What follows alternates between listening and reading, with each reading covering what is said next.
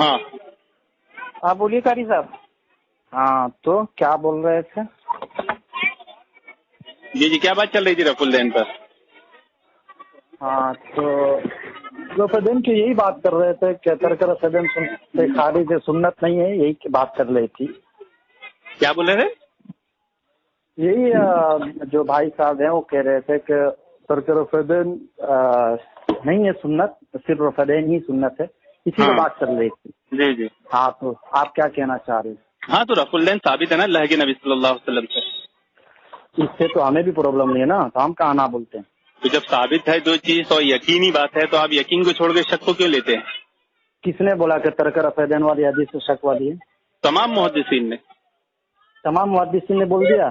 ہاں تو امام اس پہ ترمذی کون جرائم ہے؟ مفسر محدث ہے. نہیں ہے. ہاں امام ترمذی نے کہاں کچھ بولا؟ امام ترمذی نے کہیں کچھ نہیں بولا، پوری حدیث میں، پوری اپنی ترمذی والی چیپٹر میں کچھ نہیں بولا. آپ نے پڑھے کبھی؟ ہاں آپ نے پڑھے ترمذی؟ میں بھی سنا رہا ہوں، پڑھا نہیں، ابھی پڑھ کے وہ سنا رہا ہوں پڑھی اس کی حدیث، عبارت. ٹھیک وہ ہے. حدیث پڑھی، اس سے پہلے امام ترمذی نے بتایا کہ یہ حدیث ثابت نہیں ہے. اچھا اچھا، اسی پر حکم ہے کہ کسی دوسری حدیث کی بات کر رہے ہیں اسی حدیث پر. آپ؟ اچھا اور کس کا قول پیش کیا معلوم ہے وہاں پر؟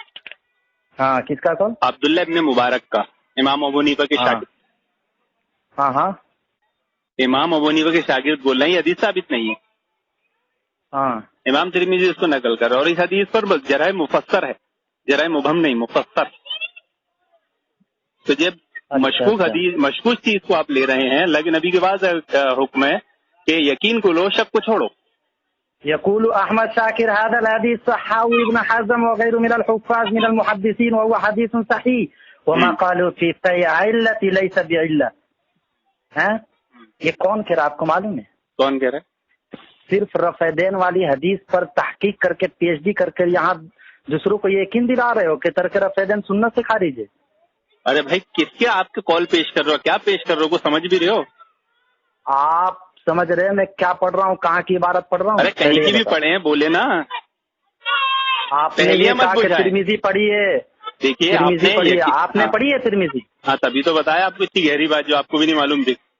تو میں یہ ترمذی کی تو عبارت پڑھ رہا ہوں، ترمذی کے حاشیے کی تو عبارت پڑھ رہا ہوں، یہ کتاب کھول کر پڑھ رہا ہوں میں. ہاں کیا ترمذی کے حاشیے کی عبارت کیا ہے؟ یقول احمد شاکر.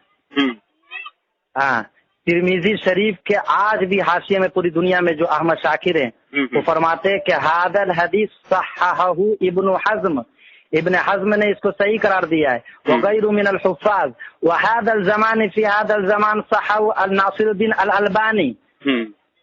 ناصر الدین البانی محدث غیر مقلدین کے سب سے بڑے محدث، وہ فرماتے ہیں کہ یہ حدیث صحیح ہے. وهو حدیث صحیح وما قالوا في تعلیلہ، اور جو لوگ کہتے ہیں اس کے تعلیل میں لیس بعلت، اس حدیث کے اس سند میں کوئی خرابی نہیں. دوسری سند کو لے کر بات نہیں ہو رہی ہے، اس سند کی بات ہو رہی ہے. کیا ہے نا، آپ یہاں بھی اصول سے بات نہیں کر رہے ہیں.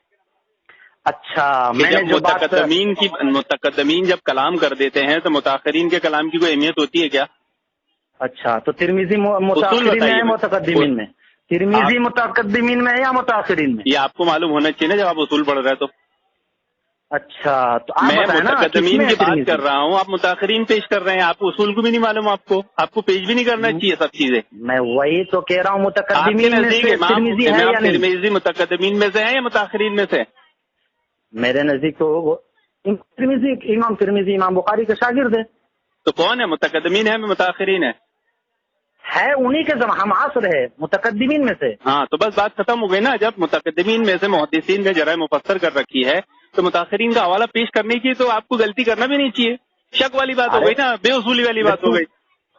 تو وہی تو بات کر رہا ہوں. جب آپ خود مان رہے ہو کہ رفع الدین کرنے کی صحیح حدیث ہے بخاری میں اجماعی صحیح، تو پھر آپ دو ہاتھ میں لڈو کیسے رکھ رہے ہو؟ نہیں بخاری دیکھو یہاں صرف یہ بات مت کیجیے کہ بخاری میں ہے اس لیے عمل کریں گے اور دوسری کتابوں میں ہے اس لیے عمل کریں گے. یہ نہیں، محدثین کی ذرا بھی تو سنیے. ٹھیک ہے، محدثین کی ذرا بھی تو سنیے. محدثین خود متقدمین میں سے خود امام ترمذی فرما رہے کہ ہذا حدیث من اہل کوفہ وهذا الحدیث علیہ العمل سفیان ثوری و اہل الکوفہ. اس حدیث پر ہمارا عمل نہیں ہے لیکن اہل کوفہ इमाम इब्न सौरी अमल करते हैं इस हदीस पर। आप कूफी हो क्या?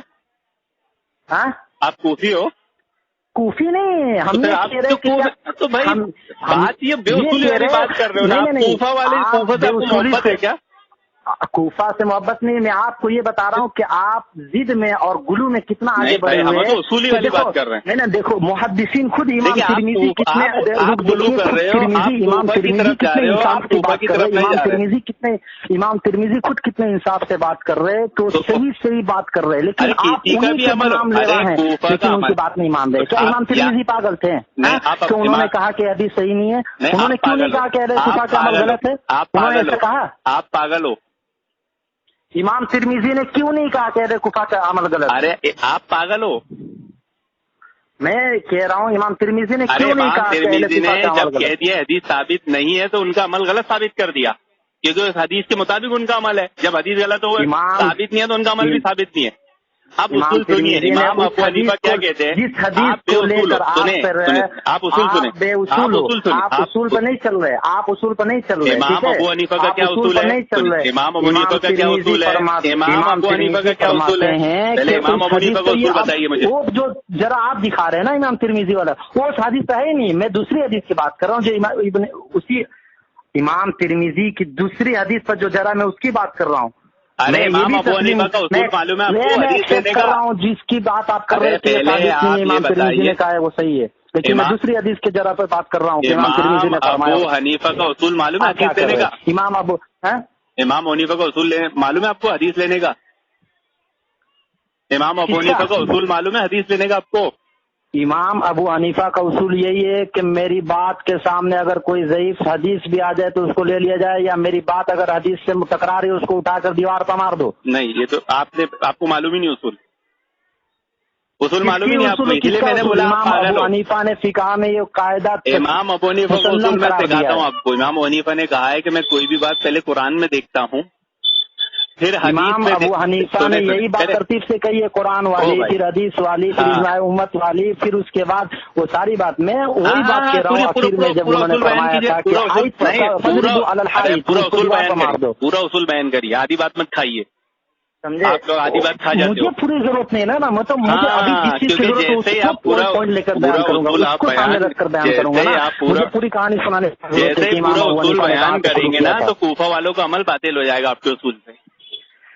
ये बात हेलो आप इमाम हनीफा का जैसे पूरा उसूल बयान करेंगे तो आपका कूफा वाला उसूल बातिल हो जाएगा। दुनिया में इसमें कोई शक नहीं है कि तर्क रफ़े देन वालों के पास 20 सनद है, रफ़े देन वालों के पास 20 सनद है। नहीं है भाई, जो चीज यकीन में है वो लोग हो जाओ, कोई शक नहीं है इसमें, जरा बराबर भी शक नहीं है कि तर्क रफ़े देन सुन्नत नहीं है, तर्क रफ़े देन की सारी हदीसें ज़ईफ़ है। इसमें कोई दोनों भाई लोग झूठी बात है, समझो ये सब झूठी बात है। अरे दोनों भाई लोग चुप हो जाओ एक मिनट के लिए। भाई मैं ये कह रहा हूँ कि ये तो रिवायत की दुनिया हो गई। मैं आपको तवातुर अमल की बात कर रहा हूँ। क्या इमाम बुखारी ने जब लिखा उसको दुनिया को मालूम है कि कौन सी हदीस रफ़े देने वाली है कौन सी? उससे पहले भी सबको मालूम है। क्यों पगला गया वो।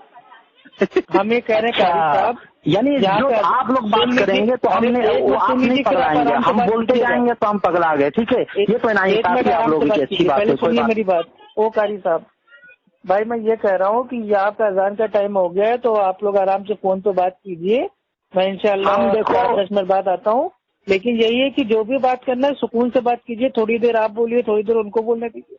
ये अपने भैया को समझाइए जिसको फोन दिया था आपने, दीजिए ये उनको समझाइए सुकून से बात करने के लिए जिसको फोन दिया था। एक मिनट का उसूल है, ठीक है, दोनों लोगों का। 1 मिनट आप बोलेंगे, फिर 1 मिनट भाई बोलेंगे।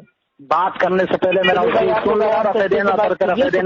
सिलसिले में कि मेरा ईमान है और पूरी दुनिया का ईमान है कि तर्क रफ़ेदेन आमीन बिल जहर, आमीन बिल सिर, किरात बिल फातिहा, किरात तर्क बिल फातिहा, ये सारी सुन्नत सारी नबी के हदीस है, सारी नबी की सुन्नतें हैं। नबी के साथ झूठ मत जमा करने के जमाने में किसी को रावी सही मिल गए, किसी को रावी कमजोर मिल गए, किसी को रावी में इजाफा हुआ, किसी को रावी में उतनी तकवीयत नहीं हुई।